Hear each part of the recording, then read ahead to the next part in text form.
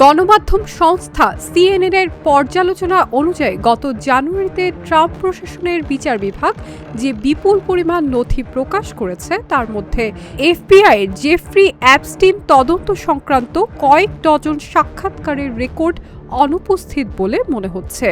এর মধ্যে 3টি সাক্ষাৎকার এমন এক নারীর অভিযোগের সঙ্গে সম্পর্কিত যিনি কয়েক দশক আগে প্রেসিডেন্ট ডোনাল্ড ট্রাম্পের বিরুদ্ধে যৌন নিপীড়নের অভিযোগ তুলেছিলেন। এপস্টিনের সহযোগী ঘিসলাইন ম্যাক্সওয়েলের আইনজীবীদের দেওয়া একটি প্রমাণ তালিকায় প্রায় 325টি এফবিআই সাক্ষাৎকার নথির সিরিয়াল নাম্বার রয়েছে, কিন্তু ওই তালিকার 90টিরও বেশি নথি ওয়েবসাইটে পাওয়া যাচ্ছে না বলে সিএনএনের পর্যালোচনায় উঠে এসেছে। অনুপস্থিত নথিগুলোর মধ্যে রয়েছে 3টি সাক্ষাৎকার যা এমন এক নারীর সঙ্গে সম্পর্কিত যিনি এজেন্টদের বলেছেন যে এপস্টিন তাকে প্রায় 13 বছর বয়স থেকে বারবার নির্যাতন করছেন। একই সঙ্গে তিনি ট্রাম্পের বিরুদ্ধেও যৌন নিপীড়নের অভিযোগ করেন। মঙ্গলবার এক ডেমোক্রেট আইন প্রণেতা এই অনুপস্থিত নথির প্রসঙ্গ তুলে এর প্রকাশনার পরিধি এবং ট্রাম্প প্রশাসন এপস্টিন সংক্রান্ত ফাইল প্রকাশের আইন যথাযথভাবে অনুসরণ করছে কিনা তা নিয়ে প্রশ্ন তোলেন।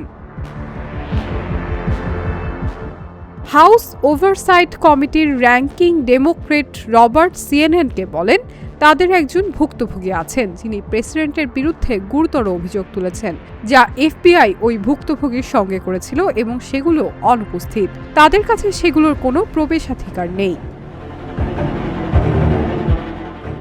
ট্রাম্প এপস্টিনের সঙ্গে সম্পর্কিত কোনো অনিয়মের অভিযোগ বারবারই অস্বীকার করে এসেছেন।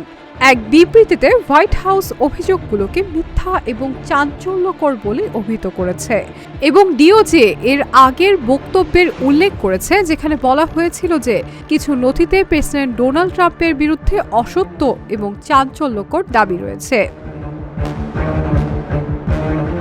তবে একজন ডিওজে মুখপাত্র অস্বীকার করেছেন যে এপস্টিন সংক্রান্ত কোনো নথি মুছে ফেলা হয়নি এবং জোর দিয়ে বলেছেন যে বিচার বিভাগ আইন অনুসরণ করছে। মুখপাত্র বলেন তারা কিছুই মুছে ফেলেনি এবং তারা সবসময় যেমন বলেছেন আইন অনুযায়ী প্রাসঙ্গিক সব নথি প্রকাশ করা হয়েছে এবং প্রকাশ না করা নথিগুলো হয় ডুপ্লিকেট অথবা চলমান ফেডারেল তদন্তের অংশ।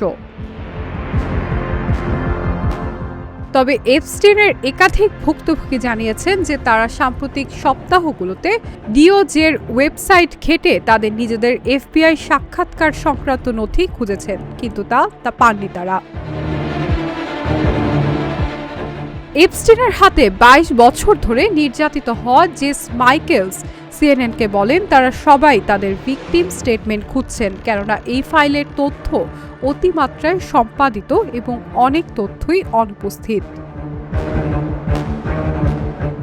বিশেষজ্ঞরা বলছেন 302টি নথি নিয়ে তারা উদ্বিগ্ন কারণ এগুলো এপস্টিন এবং ম্যাক্সওয়েলকে ঘিরে এফবিআইয়ের বহু বছরের তদন্ত বোঝার জন্য অত্যন্ত গুরুত্বপূর্ণ। সাধারণত 302 ফাইলে সাক্ষাৎকারদাতা এজেন্টদের কি বলেছেন তা উল্লেখ থাকে, তবে এতে অন্য কোনো সমর্থনকারী তথ্য বা এজেন্টদের মতামত অন্তর্ভুক্ত থাকে না। Shiny Alam Chowdhury, Dhaka journal.